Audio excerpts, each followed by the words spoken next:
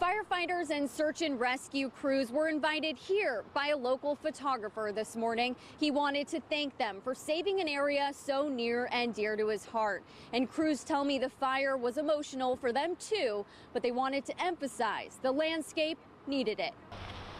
This is a very special place because thanks to all the firefighters saved this historic lodge. Clifford Paggio is a passionate photographer and sometimes solo hiker.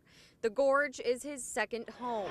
So he decided it was time to honor firefighters and search and rescue crews, just a few of the people who helped save his beloved backyard. I don't want to get lost. If I lost, at least they know me already. First priority to find this guy. A brunch at none other than the historic Multnomah Falls Lodge that's still skirted by a fence.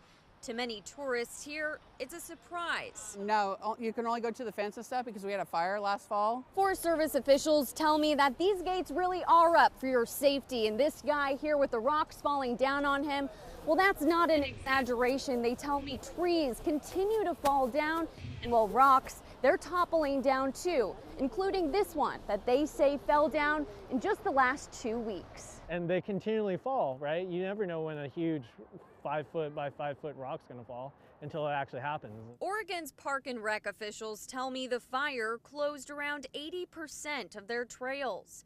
They're still working to reopen hikes like Angel's Rest and the 400 trail around Ainsworth. We're not there yet. It's going to take a little while, but nature has its way of recovering. As far as Multnomah Falls goes, Forest Service officials say it will be closed to hikers until at least the summer. It's a little daunting to see the fences up and the inability to get up to the falls, which has always been such a beautiful place to go. But crews remain hopeful. We as a society put fires out on a regular basis, and the ecosystems need fire.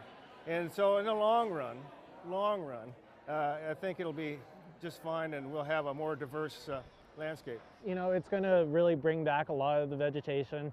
You know, it was probably overcrowding with disease and other things that were going on in the forest that, you know, fires are good in that sense. Parks and Rec officials put on 2 presentations in the gorge tonight to give an update on the state parks and trailheads affected by the fire.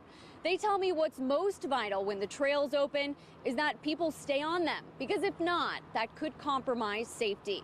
Reporting from Multnomah Falls tonight, Brenna Kelly, Fox 12 Oregon.